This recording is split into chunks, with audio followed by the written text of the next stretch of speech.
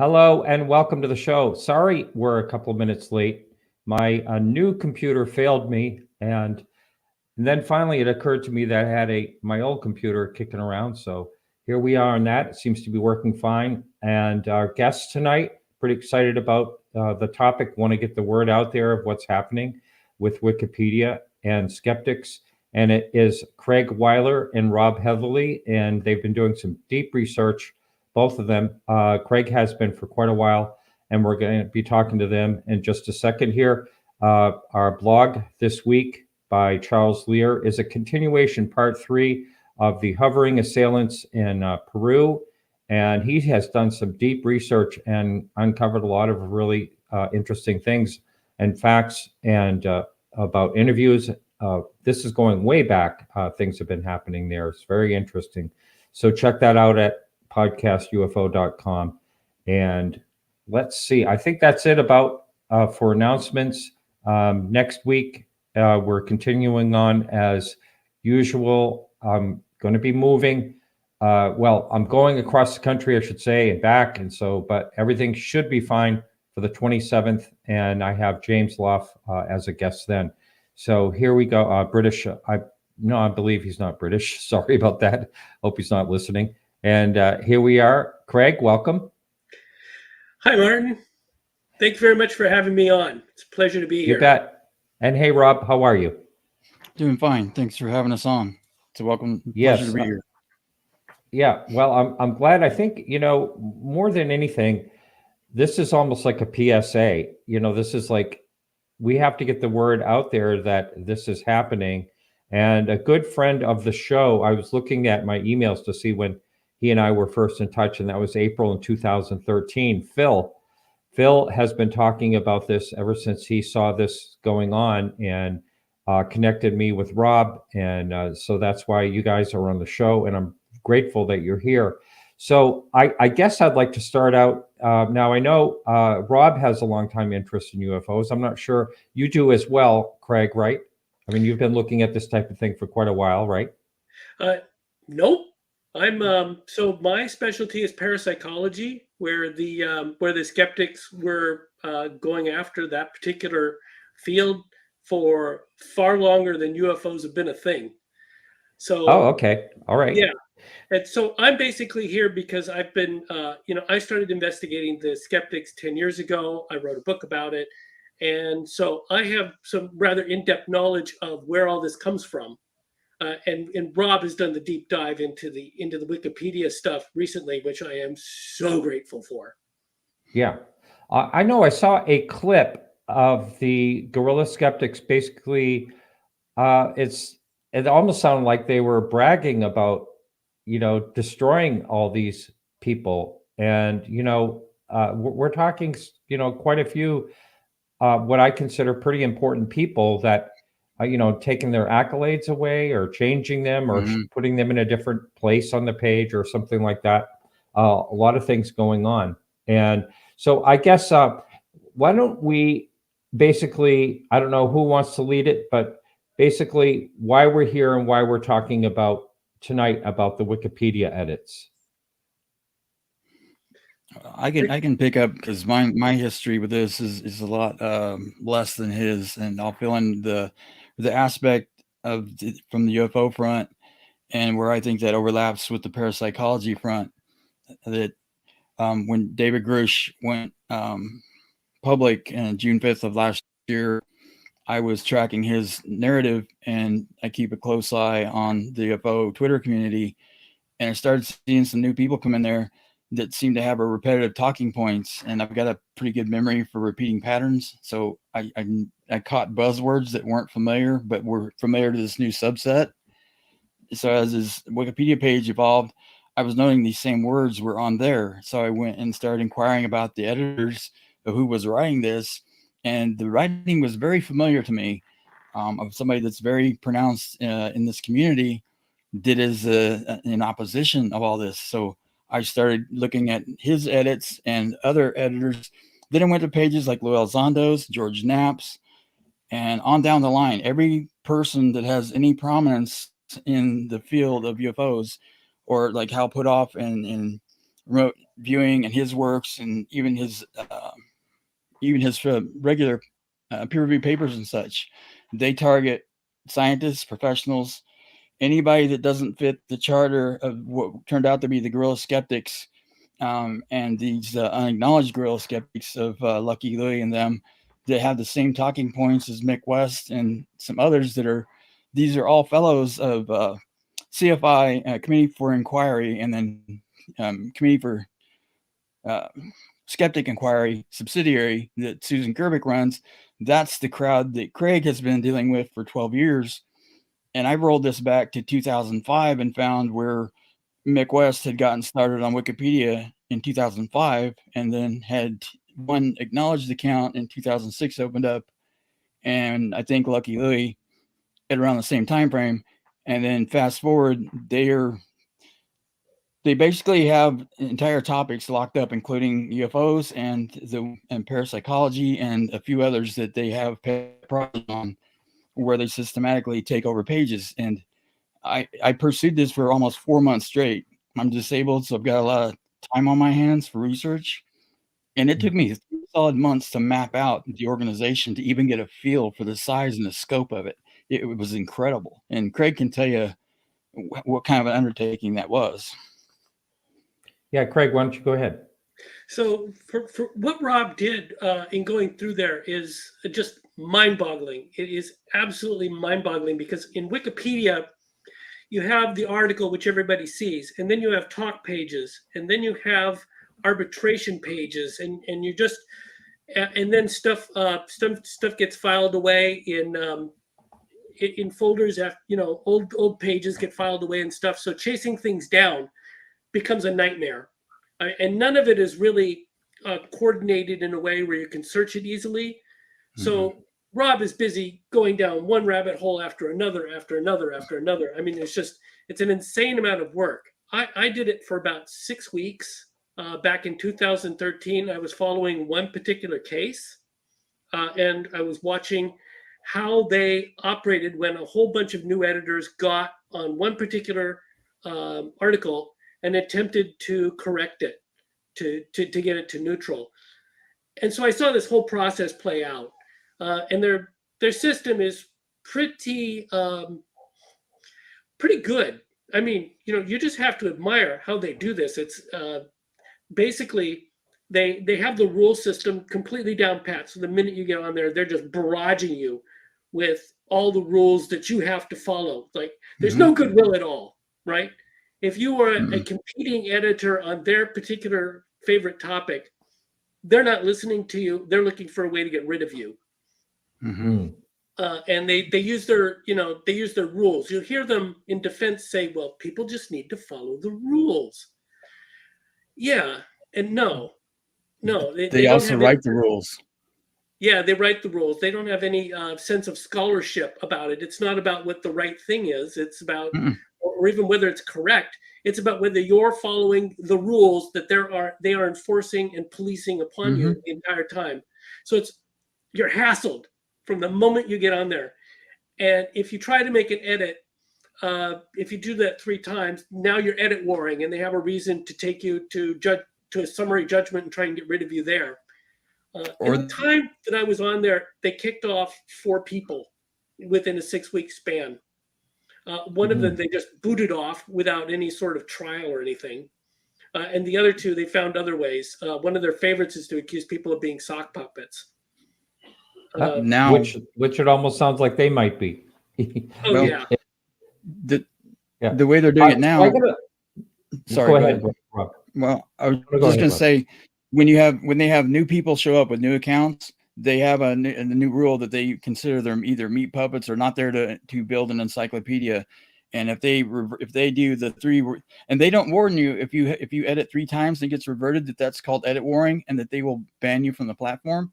But that's exactly what they do. Is every time a new editor pops up trying to make an edit counter to their narrative, and it's a majority rule literally on each page, and they are the only allowed majority on the platform. So they don't tell these unsuspecting new editors that you're going to get banned from the platform as soon as you get that 3rd revert, and then boom, they're gone. They don't even take them to arbitration anymore. They're just gone. Wow. So I wanted to let you know, if you were not aware of this, that on the last Need to Know podcast, Ross Caldhart started talking about his Wikipedia page. And he said, I don't understand it. Well, according to Wikipedia, my wife's not too happy because it says I'm divorced.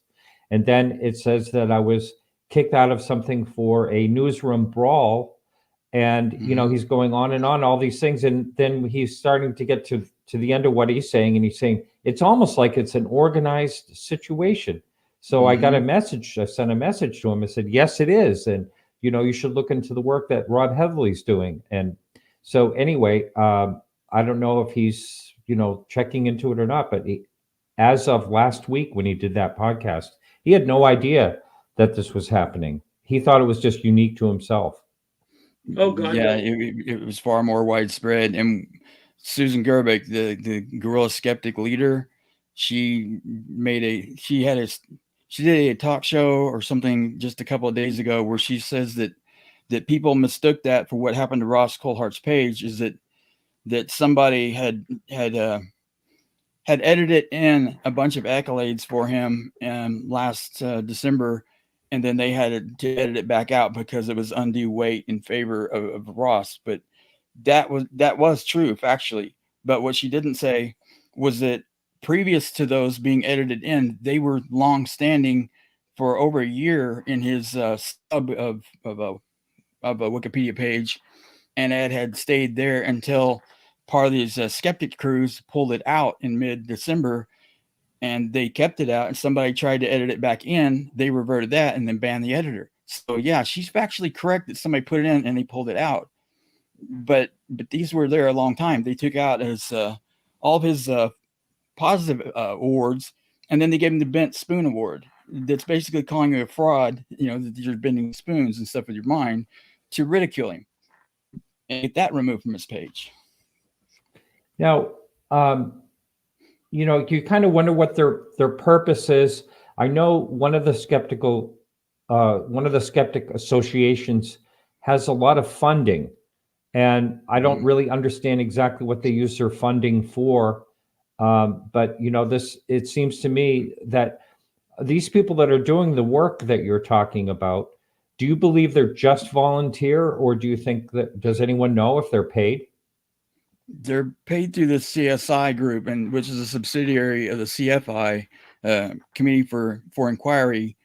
They have in their charter that they are anti-theists, and that whatever they view as quackery and pseudoscience by their definition, then they have a mandate on Wikipedia, where I found that one of the original founders in about 2006 argued to allow that a group that has Wikipedia in their best interest in mind, to allow them to. You're not supposed to have a majority. It's supposed to be neutral and independent and individual editors, but it's not with that group. But on the CSI, they have their CSI fellows, which include Neil deGrasse Tyson, Mick West, Bill Nye, and they get paid for their articles that they write. And then the Wikipedia editors, if they need consensus with mainstream articles, it's convenient. They can have their fellows write articles in the mainstream media, and then they use those for credible sources to offset other credible media that's the opposite of their opinions. So it's a complete racket.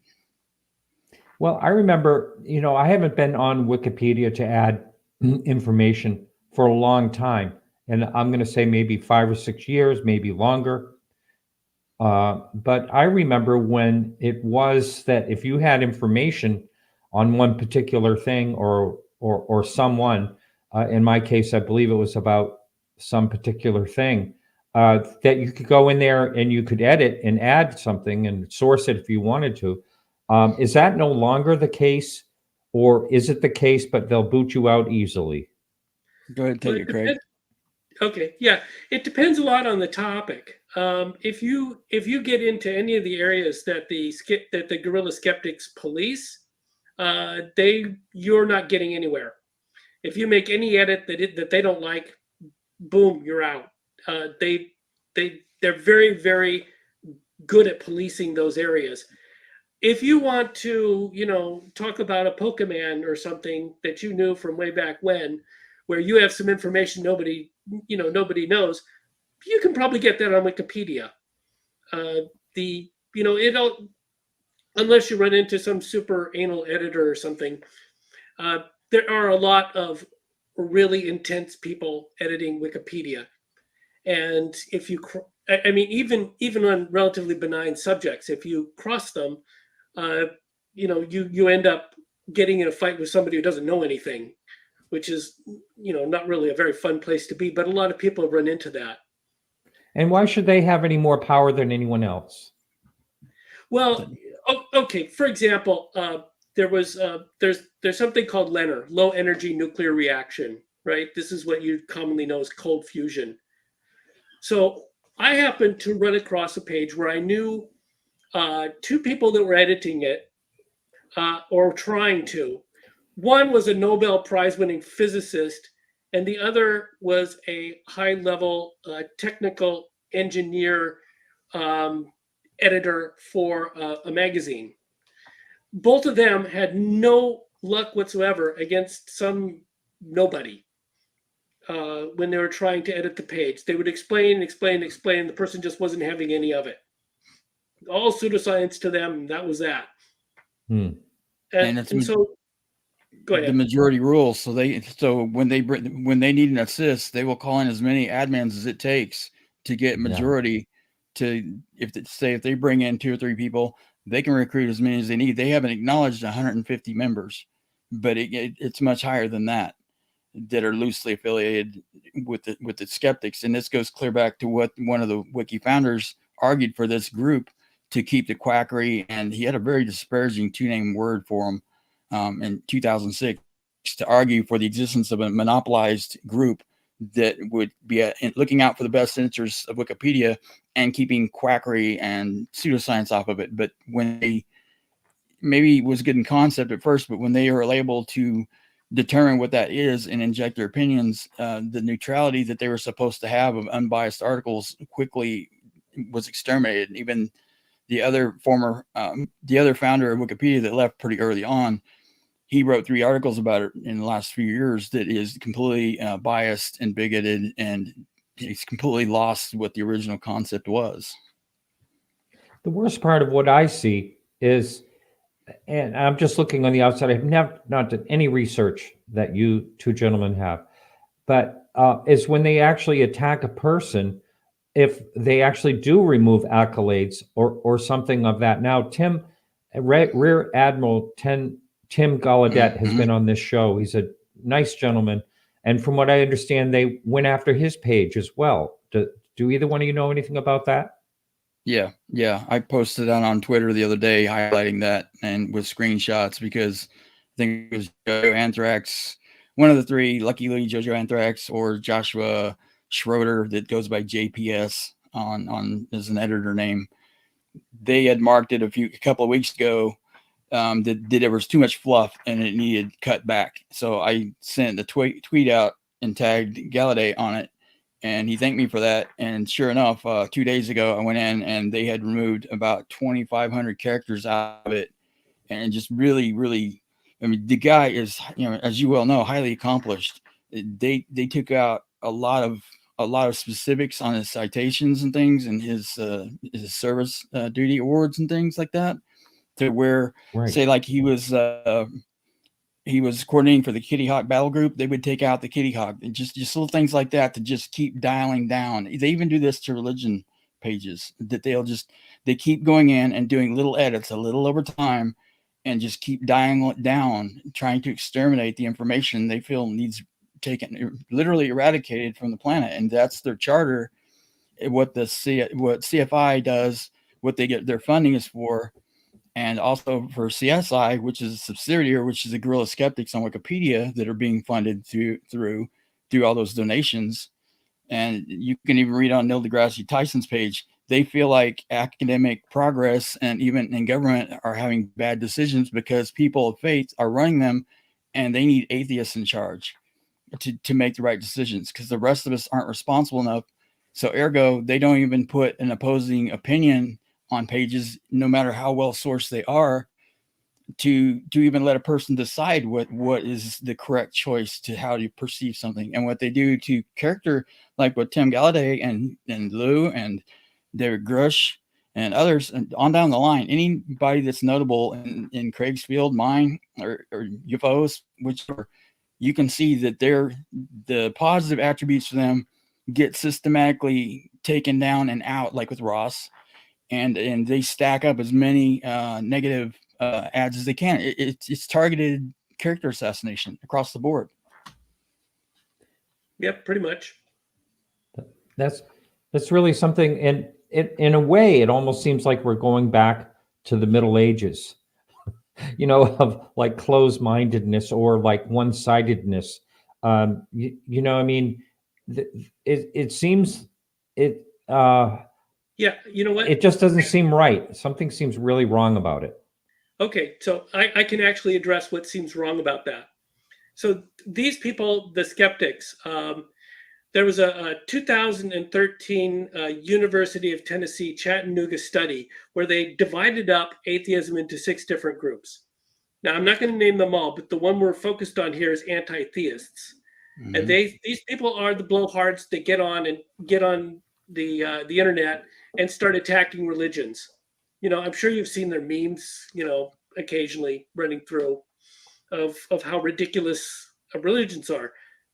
Skeptics are a subset of that, and technically they're atheist materialists. It's a very important distinction.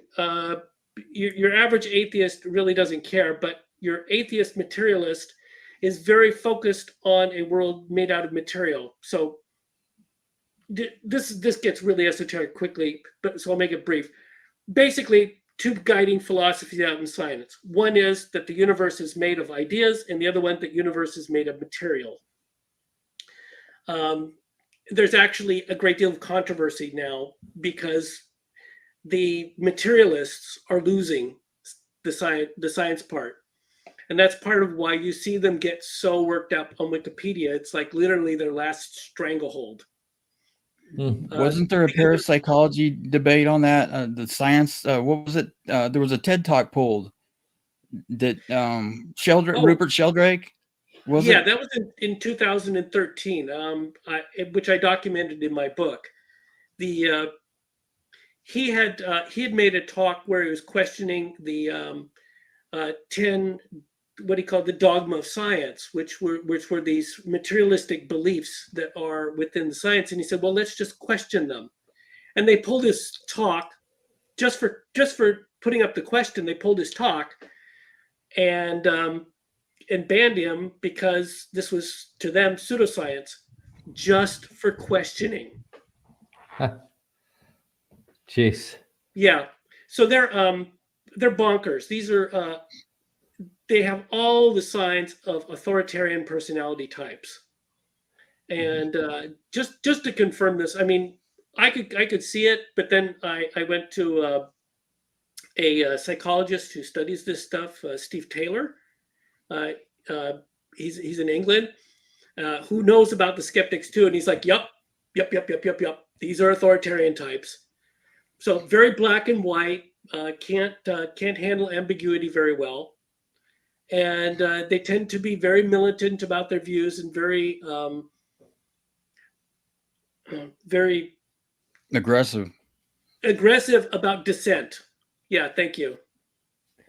Go ahead. I was going to say one of the founders of the CFI around 2008 to 14, there was a lawsuit where an atheist sued Congress and the federal government to try and take prayer out, chamber sessions and things, and to allow him to give a non-religious pep talk, basically. And they won part of that lawsuit by suing him because, at any rate, they took this. I think it went up to even a district, maybe even to the Supreme Court. I'm not sure. It was a huge landmark case back in like 2014 or 15. So they've got significant funds and to throw at this, and you can read the charter for how they're attacking religion on Neil deGrasse Tyson's Wikipedia page, because he subscribes to that, and it's in its explicit detail how they feel like any theology whatsoever is hampering humanity and damaging it, and they feel it's their duty to rid the world of all this bunk, which they don't believe in, in NHI, they don't believe in UFOs, they don't believe in paranormal, that there's no collective consciousness, that after death we're dirt, that's it. There's no life beyond death, and then there's no supernatural. So that's where we have a lot of overlap with Craig and I, that, we come at this from two sides, but like with people like Hal Puthoff, they're right bridging in the middle of all this. And I've even contacted him because in 2017, he was trying to edit his page and get the pseudoscience tag taken off of it, because this is his life's work. He's not a young person anymore. And you don't want to be remembered, in your Wikipedia page calling you a pseudoscientist. So he tried to edit in 5 peer-reviewed papers of his, and they rejected those and cited a book written by a biologist instead. The biologist criticized it and called his work pseudoscience. So they kicked out his 5 papers, and he gave up and left. I was in tears when I read it. It was sad. You can go on the talk page for Hal Puthoff and read it. It is tear-jerking. But he gave up. He couldn't get them to, no matter how he tried to format it, they kept rejecting it. The same thing Craig was talking about that he's been dealing with all this time. Wow, it's so controlling. It's just unbelievable. What about Google's involvement? Google has put Wikipedia at the top of search. Mm-hmm. So it doesn't matter whether the article is any good or not. You Google Wikipedia, or you Google anything that Wikipedia has, and it'll come up to the top of search results. Part of that is to encourage people to pay for ads to get above Wikipedia. So it's very much Google's financial best interest to shove a whole bunch of stuff at the top, whether it's any good or not, to push anybody's monetary benefit down, so that they have to pay for ads. I mean, that's kind of the game there. I see. Yeah. Here's another question here, and I think there's a lot of motivation. I think in situations like this is really the bottom line is it's fear-based. There's something fear-based about when someone wants to control something. And how do you answer this question here?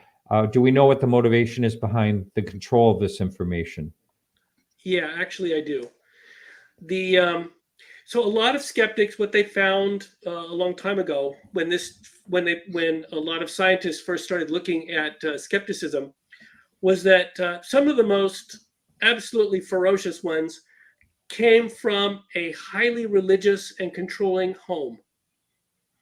And they eventually rejected that, but kept all the controlling behaviors when they went and adopted science as their touchstone, so to speak. So you had people dealing with extreme religious beliefs and then switching over to extreme science beliefs, which is called scientism. There's actually a name for it. When you treat science as a religion. Yeah. Lou had talked on that a couple of years ago, I think on Kurt Jamongal, where he talked about people falling into scientism and trying to prescribe a narrative instead of following empirical facts. But like with Mick West, what I saw, this is what started me in the first place back in July of last year. He had written several blogs about how he grew up as a child, and the Hopkinsville goblin encounter book terrified him more so than anything else, and the thought of being abducted or ghosts stroking his face or demons and things that terrified him as a child. And then when he grew up and learned through science that none of this exists, he was angry and wanted to get back and to remove this bunk from humanity, so other people, and kids didn't have to suffer through what he did. So he went weaponized with it. In one of his blogs, he was bragging about trying to flip an editor that was a priest of his faith and turn him atheist. That to me is a very cruel thing to do, is strip somebody of their worldview and their foundations that give them solace of who they are and a security blanket, to try and arbitrarily take that away from them. I thought that was kind of cruel. So I went looking for that. And I finally found it in Wikipedia in 2005 after a lot of time searching for it. And that's where people think that he is, wholesome and true and just, out for, a true skeptic, which is valuable in any profession or any discipline in science. We need true skeptics, but these are pseudo skeptics. They are not, even if they believe what they're countering, they're never going to admit it. They can't. Their entire franchise and their belief structure stands on never being wrong, and none of them breaking ranks.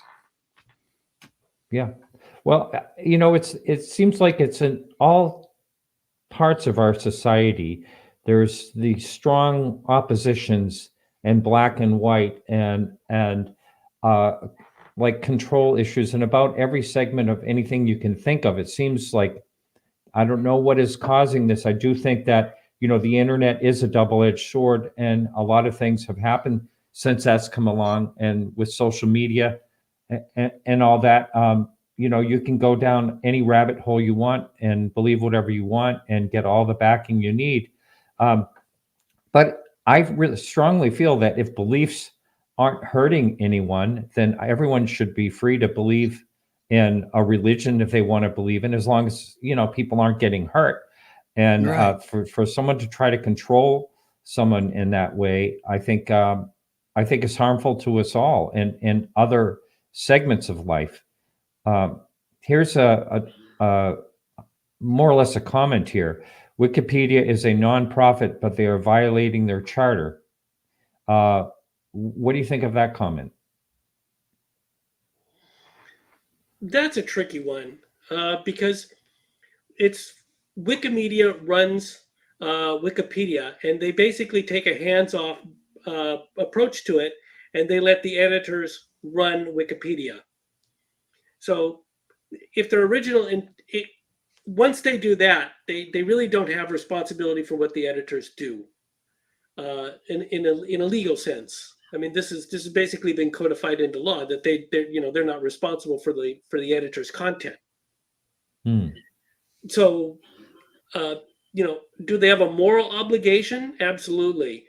They have a moral obligation to produce a real encyclopedia that puts scholarship first, as opposed to what they're doing now, which is basically, a group controls an area and puts out their own particular message in there. So they have a moral responsibility, but they don't have a legal one. I guess that's the best way to put that. Yeah. I think that when we've had the Guerrilla Skeptics that have been taken to the arbitration board several times for different things, but also part of that is attacking people's characters that were unfounded, unsubstantiated claims. I mean, sure, if it's Jeffrey Dahmer, of course it's going to be a negative article, but arbitrarily taking somebody, for instance, like David Grush, who came out, there's his record is it's unimpeachable, with all of his awards and his history and the people that vouched for him. This is the most senior level intelligence person that's worked in actual UFO programs to come forward, and they are putting in every bit of negativity that they can get. Mick West's opinion that he doesn't believe that's accurate, which Mick West has never worked in any programs. He doesn't have any kind of training in physics whatsoever. He's done some trig to write 2D programs with, but he's not qualified. But then you get Brian Dunning, who's just a novice as well, with comments in there, and Cavalito. None of these people are experts in science. They have no history within the intelligence community. They have no knowledge to determine what is accurate and what's not, but they decide what is real through consensus among their editors, and what they decide collectively is their reality, and that's what they push on the platform. And if you try to push against it, you get bumped off of it. But they're also replicating it off the platform with their CSI fellows. And I think part of these arbitration boards that they had, when I think it may have been the Sheldrake one, but there's been a couple since then where Jesse Wales, one of the co-founders that was still overseeing it. Jimmy Wales, yes. There was a lot of fanfare in the media where it was highly publicized. So he became aware that they were that there was an organized group, the Guerrilla Skeptics, and that they were targeting specific people and doing them reputational harm, and did nothing about it. And then that emboldened Susan Gerbic and her Guerrilla Skeptics, which she's going to think this is a feather in her cap too for advertisement and recruiting. They've admitted that they control over 1,500 pages now. They've gotten over 150 million page views. And she states that their number one tool for getting their dogma out to the world through the CSI and Wikipedia is the Wikipedia tool, because it is hands down, the number 4 popular site in the world, especially for media and information. So they're completely focused on this. And I think that there could be a challenge to liability for defamation, because they're doing it wholesale across different categories, like for instance, religion, for UFOs, and in the paranormal and parapsychology community. They're all being disparaged. Any person that starts to gain prominence, they go to work. They even rank each page from A to F on how important it is to try and keep an eye on that page and control it. And then they get pinged anytime someone tries to edit it. And if it's high up on their rating list, they will all swarm to that and make sure that it doesn't get, they don't lose control of it. But another trick I think that they're doing is, say these new editors that are sock puppet accounts or an IP address, they'll come in and they'll do 3 edits, and then it gets reverted. They claim edit warning, and then they can call for a protection page, and then it gets protected, sometimes short term or sometimes long term, depending how many times it happens. And then only the bigoted editors that have already had the majority there get to edit it from there forward. And you have to ask permission and write it in the talk page, take it under consideration. But I have to wonder if they're not manufacturing some of these rogue editors to have the 3 revert rule, so then they can lock it up and protect it. And it seems that I see a methodology to that I'm still evolving, but that's a repeating pattern that they're using. Now, okay, say I'm Tim Gallaudet or I'm Ross Coldhart, and I decide to take a look at my Wikipedia page one day, and I see all these things removed or edited or moved or whatever, and I said, hey, that's not so. I'm going to go in and add my, I won this award. I want to put this award in there. He can't edit his own page? No. It's strictly forbidden. You can't edit your own page. It's against their rules. But Neil deGrasse Tyson acknowledges on his own Wikipedia page that he corrected something once, but they're chastising some people on Twitter for editing their own page at one point, and we're going to try and squeeze them off the platform for that. But I point out that, well, you need to go after deGrasse, but they also have basic standards of what a person of notoriety even ranks them to have a Wikipedia page. And Susan Gerbic that heads this out, you would think that she had some kind of education in the sciences. She doesn't. She was a JCPenney career photographer, which there's no shame in that. That's a respectable job, and I commend her for that. But to be making decisions on science and religion and all the other disciplines that she is taking, she doesn't have firsthand knowledge on these topics. She's relying on secondhand knowledge of the people that are professionals and scientists that she surrounds herself with. She's relying on them to give her accurate information to believe what they're saying for her to advance their dogma. So she has no dog in this fight firsthand. Well, it's like, Neil deGrasse Tyson, and I'm going to put him on the same stage in a way with Mick West. Mick West is a gamer, but Neil deGrasse Tyson, yes, he's an astronomer and he's held in esteem and all that. But, when he comes off saying things publicly like, basically the bottom line is, anyone that believes in UFOs is nuts. Mm-hmm. And, it's so close-minded. It's not scientific at all. It's just theater. And it's kind of hard to look at him and take him seriously when he has that type of attitude. And, Mick West, I will say that a couple of times I've seen some really good work by Mick West, but I've seen a lot more not so good work and very, very opinionated work. Like, this has to be a jet exhaust. that worked for him right once, and he was absolutely correct when it had to do with the Chile event years ago. But now he uses that for basically everything. It seems like he uses it a lot. And just a real quick thing I want to say, I had him on one time to talk about that.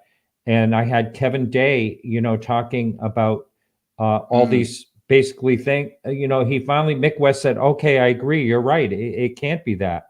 And then a week later, he was on the news. I saw him on the news saying, still going back to the old, it's a jet exhaust.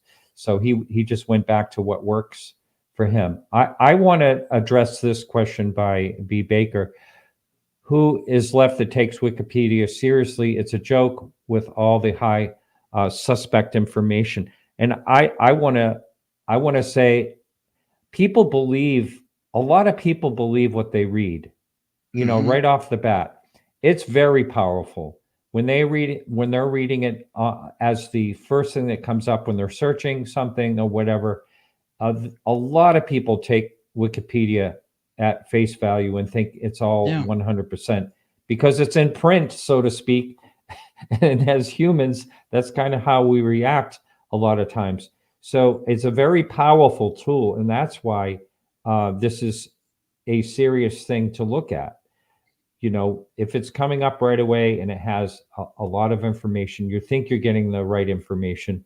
I had Tim Burchett, Congressman Tim Burchett on a few weeks ago, and he said he wouldn't trust Wikipedia for as far as he could throw the Capitol dome.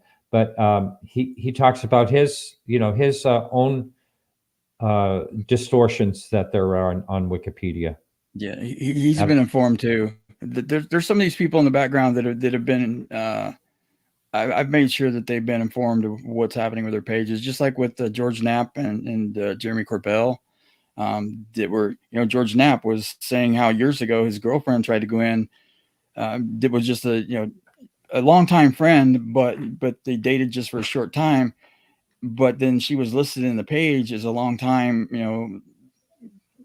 affair, what we can call affair, a relationship. And she went in to try and edit it out. And every time she put it in, same thing. It just got taken right back out again. She's like, what is this? She didn't understand at the time what was happening until he told her about it just recently. And now she's incensed too and joining the fight. And most people think that with a platform this large, there is an expectation that it's going to be at least an air of essence of trying to be fair and neutral with it. There's not going to be a perfect process with anything, especially this large, but there is an expectation of some semblance of oversight and neutrality, or at least an attempt towards that. But that is not the case. And I think that's an antitrust issue. And in breaking good faith, they're taking government monies and donations from people, foundations and things that are assuming that there are checks and balances in place and that they're making an attempt. But like Greg said, in any demographic that there's a group that want to go after this, you can't make any inroads. And I'm sure they're not the only group on Wikipedia, but I haven't encountered the other ones yet. I haven't had time to map them out because this has taken so much time.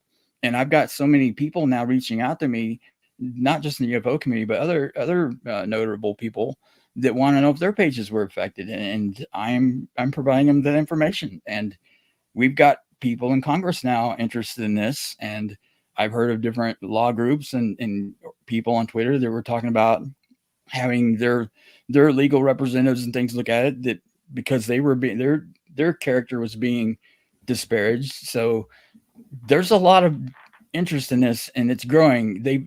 Guerrilla Skeptics have had, like with Craig and them before, when he didn't have the power of the internet behind him back then, like we do now with social media. And I'd like for him to explain that.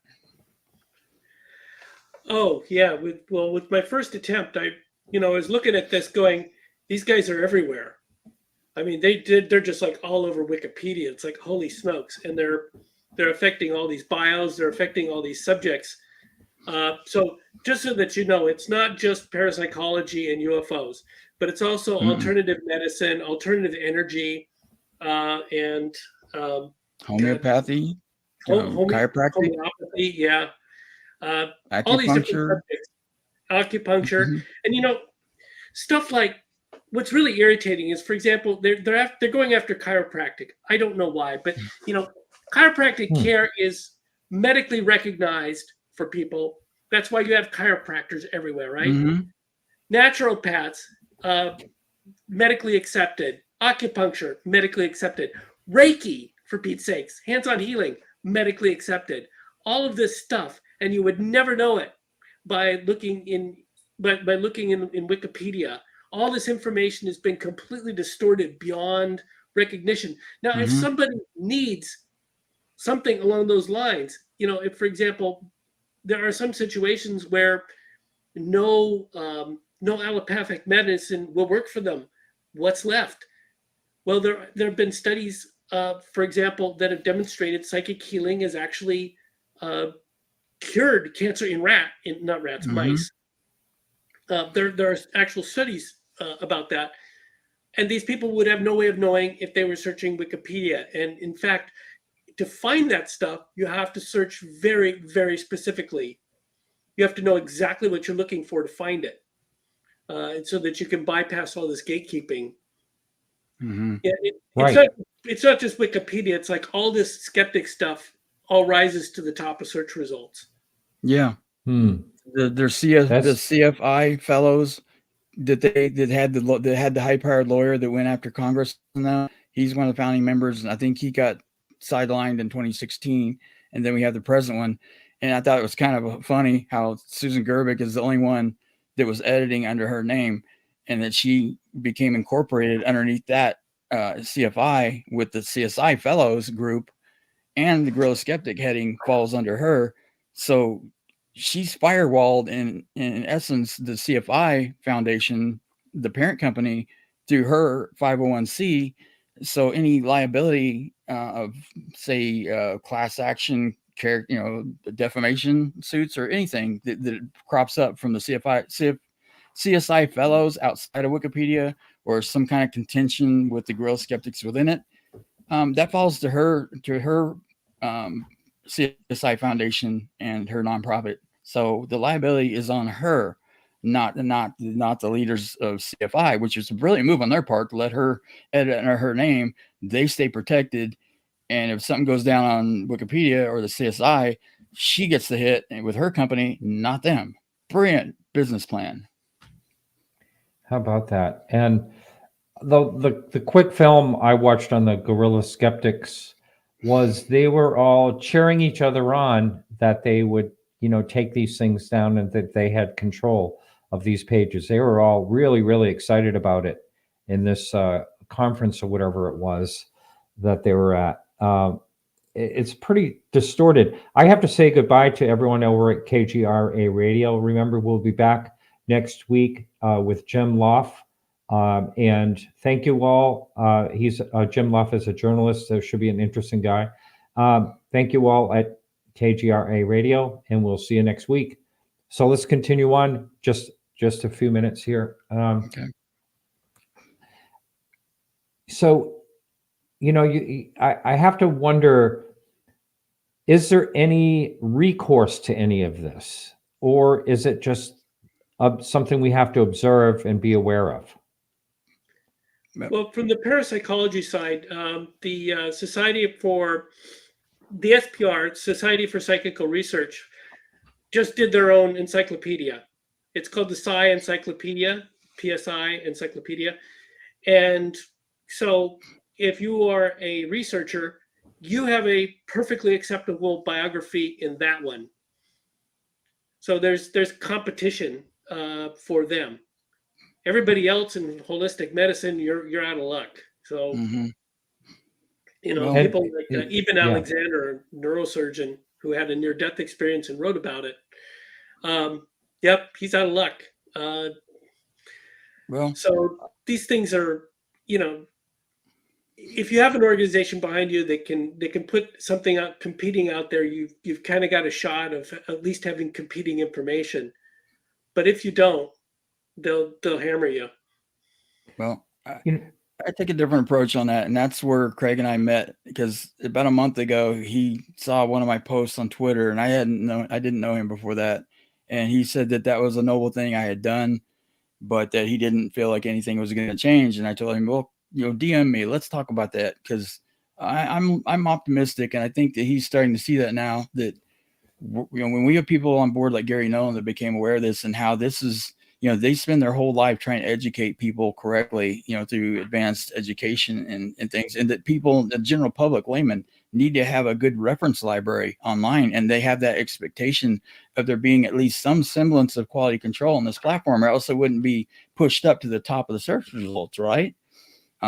So there are considerations that are being kicked around. I think that some, like Tim Burchett, there are some congressmen now that are catching on to this, and I think the academics that are seeing this, like Gary Nolan included, I think there are parallels to him that I can't remember their names, but it is escalating, not diminishing, on the side of academia and pushing through institutions, and then also through Congress and affecting that way.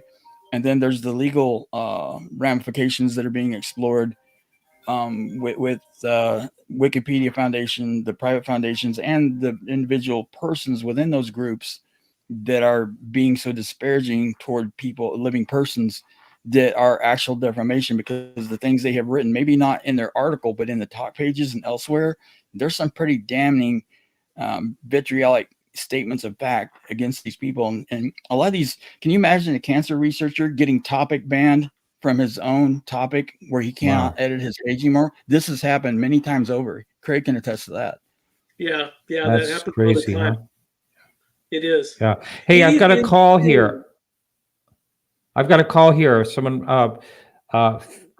Phil, welcome to the show. Hi, can you hear me? I think we can hear. Can you hear him on there? Yeah. Yes, we can hear you. Yes. Go ahead, Phil. Okay, great. I wanted to kind of take this back in time a little bit, because I'm a little bit older than some of these gentlemen here. And this dates back to CSI COP, the Committee for the Scientific Investigation of Claims of the Paranormal, founded by people like James Randi and Carl Sagan and Michael Shermer. All of these people that are doing these things are outgrowths of this organization, which changed their name, I don't know, 10 years or so ago, and they're now calling themselves CSI. Do you all agree with this so far? Yeah. CFI and then subsidiary or CSI. Hello? Yeah. It's CFI. Phil, they're agreeing with you. I'm sorry you can't hear through this side. Oh, okay. That's fine. My point is, this has been a long time coming. One of your guests mentioned the fact that they're scientific reductionists or materialistic reductionists, where everything has to be reduced to the five senses. So anything out there that these people don't like, they go after. And it's immense, the things they go after, as these gentlemen know. But I wanted to get the point across that this has been developing for the better part of 50 or 60 years. People like Neil Tyson, I don't give him three names because he doesn't deserve three names. Tyson is a member of CSI, as is Michael Shermer, as is Mick West. All of these people need to be outed for who they are and what they're doing. They're trying to brainwash everyone. And this business with Google, I think should be hammered home, because Google is just as responsible as CSI is for getting this stuff out to the public, where things, like you guys, one guy you didn't mention was Graham Hancock, which I personally think he's great. And he's been trashed by archaeologists, and he's trashed by Wikipedia for no good reason whatsoever, only because they don't like him. So anyway, that's my tirade. I'm just curious if you have anything to add to that. Thank you, Phil. So what he's talking about with, so first of all, CSI, Committee for Skeptical Inquiry, CFI, Center for Inquiry. It's easy to get the two confused. So he's talking about CSI COP, which was the original name, which was Committee for Skeptical Investigation of Claims of the Paranormal. And they later dropped the investigation part because, one, they were terrible at it, and they ended up with experiments that proved exactly the opposite of what they wanted. And two, it just sounded cool to switch it to CSI. So all of this started because there was a surge in interest in the paranormal back in the 1970s. And also there were some experiments with something called the Ganzfeld. This was a telepathy experiment that was starting to look like it would make a difference for parapsychology. And so these reactionaries immediately jumped on that and created CSI COP, which immediately had a split.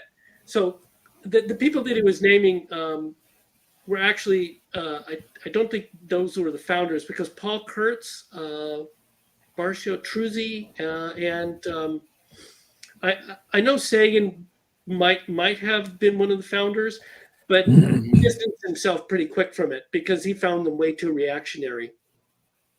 He was far more reasonable than they like to portray him. Right. And I think Graham Hancock I think his issue and why they would attack him is he's brought a lot of things into question.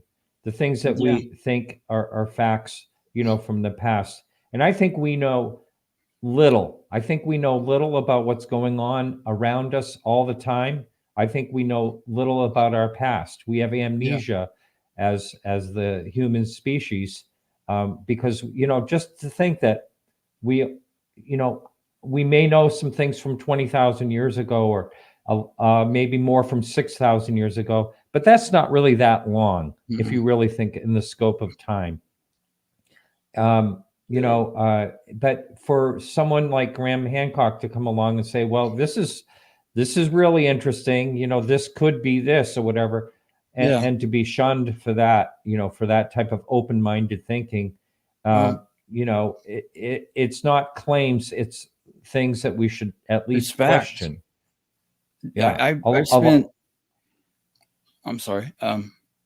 I've spent 8 years before I came into this field about 3 years ago in tandem in the alternative ancient history community. And I've had the pleasure of working with some of the best researchers out there. Even I've met Randall Carlson. I've not had the pleasure of talking to Graham Hancock, but they are not just advancing theories; they're advancing facts. And like with Mick West and them, in every discipline, they fear what they reject what they fear, and that there is catastrophism instead of gradualism. It's a very terrifying thing to realize that the planet gets hit about every 5,000 years on average, and humanity gets set back to near brink of extinction. That's been going on over 100,000 years now, easily.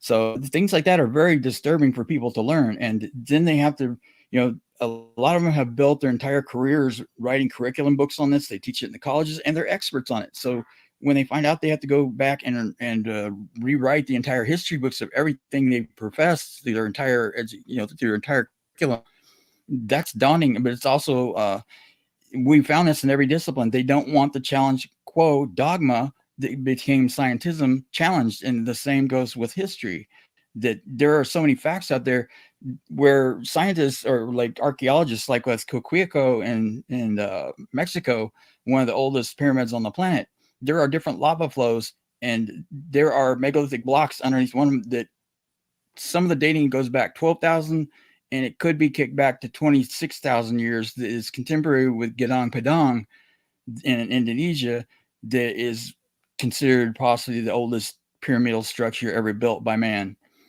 So there's a lot of facts there, and they categorically reject it, just like they do the Younger Dryas impact hypothesis. So, we've got scientists in there like Firestone and them. They're being systematically attacked on Wikipedia too. These are actual scientists that have peer-reviewed papers that are just, by the hundreds of notations to them, that are categorically getting kicked off the platform because they arbitrarily disagree with them. It's absurd. Isn't that something? That is really something. I really like to look back at the history and what you're talking about. That all that stuff really fascinates me a lot, about the possibilities. And I remember there was you probably know more about this, but just go on this little sidebar right here for a second. There was a female archaeologist that way back, I think in the 60s or 70s, made a discovery that she shouldn't have made, and it ruined her career because of all the, what they could test around these tools or whatever, made it something like 200,000 years old, and it shouldn't have been that. And she basically, her career was totally ruined because of that finding. And she said something like, if it was 12,000 years, I'd be fine. But when it goes back, when all the, I don't know how they dated it, radio dating, whatever they did. But I know like stone tools, you can't date these things. You just have to date from the with fire, what's around them. I think it was the flint, the charred flint that was some kind of layer. I know like C14 only goes back, 14,000 years or something like that. But there was something in that they could date that was in the something to do with the charcoal, which I think that they've been able to date some of the charcoal back like 2 million years almost with some of that.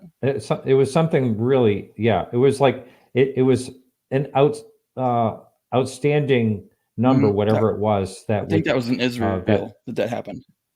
Basically, kind of ruined in Israel. Everything. Her future was ruined. Here's a question. Can you talk more about the manipulation of actual information pages by skeptics groups? Right now we're just focusing on individuals being, the attacks of individuals, but still, what about some of the information? Has there actually been informational pages that the skeptics have wholesale attacked within the pet topics that they focus on? They go after every page that has any prominence, and they have page ranks in them. They've actually followed like 5,500 pages in their skeptical project that they call it on Wikipedia. And every one of those pages they try and influence. So they will take out whatever information they disagree with, they will edit it back out, because they say that they have to go by mainstream consensus. And they decide, if there are as many peer-reviewed and well-sourced papers that are opposite of their opinion, they will find, they will manufacture, if they can't find them, well-sourced opinions for them.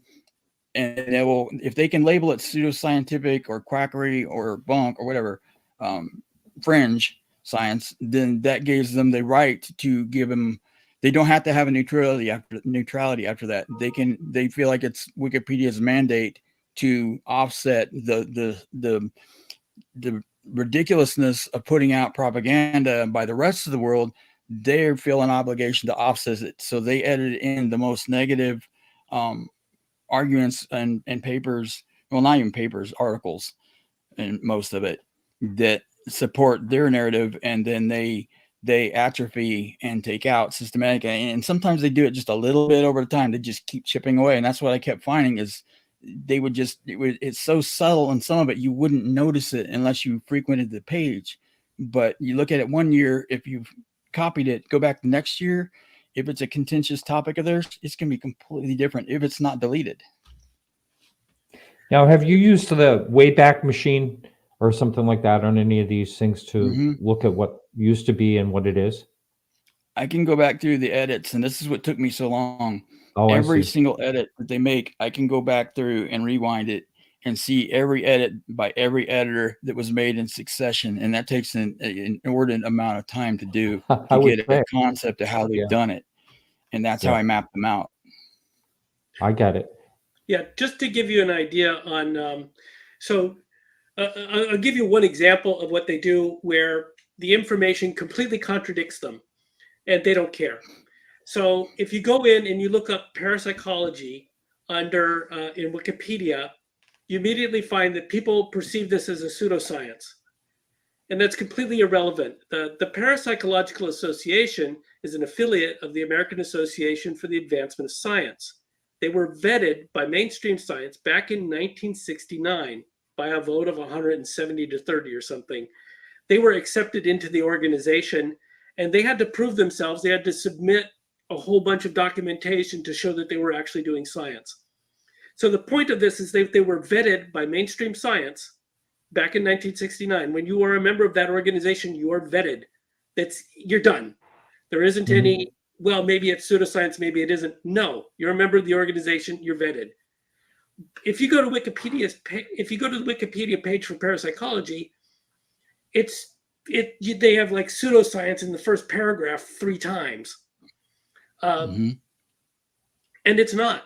There's nothing about it that's even close to pseudoscience. I know a lot of these people. I've seen a lot of the papers and stuff. There's nothing pseudoscience about any of this. It's just science. I have to tell you something because it just occurred to me. When I was posting this show, it goes up on Facebook and Twitter. Twitch and a couple of other ones all at the same time. I could not get this show to go up on Facebook because of your bio, Craig, that had the word parapsychology in it. I had to delete that word to get this show up live on Facebook. Huh. It says YouTube, it does not meet the guidelines. YouTube uses Wikipedia as well to push their messages and their algorithms as well. YouTube didn't give me any trouble, but Facebook would not let me even post the show. Huh. Until I remove that word. That's another thing for you to look into. Yeah. Well, yeah. Nick West, as we all know, his flagship is hanging his hat on that he thinks that he's got all the UFO videos debunked, that all of them have a prosaic explanation. And Ryan Graves, who testified under oath to Congress even, and the whole lot of them in favor, Top Gun pilots, that Mick West wrote articles and to establish that pilot testimony is not acceptable as a reliable source. So his flagship page that Lucky Louie tends to on Wikipedia, which I think is him, it cites Mick West even as a source. And they even state that pilot testimony is not reliable sources because Ryan Graves, I think, or somebody tried to edit on his behalf to put that information in the Pentagon UFO page on the ones that Lou Elizondo and them got released, and the Roosevelt video, that all kinds of articles by Mick West and them supporting his version of it are highly stacked in there, but they can't get in even the pilot testimonies because that's not reliable evidence. They can't get Kevin Days in there.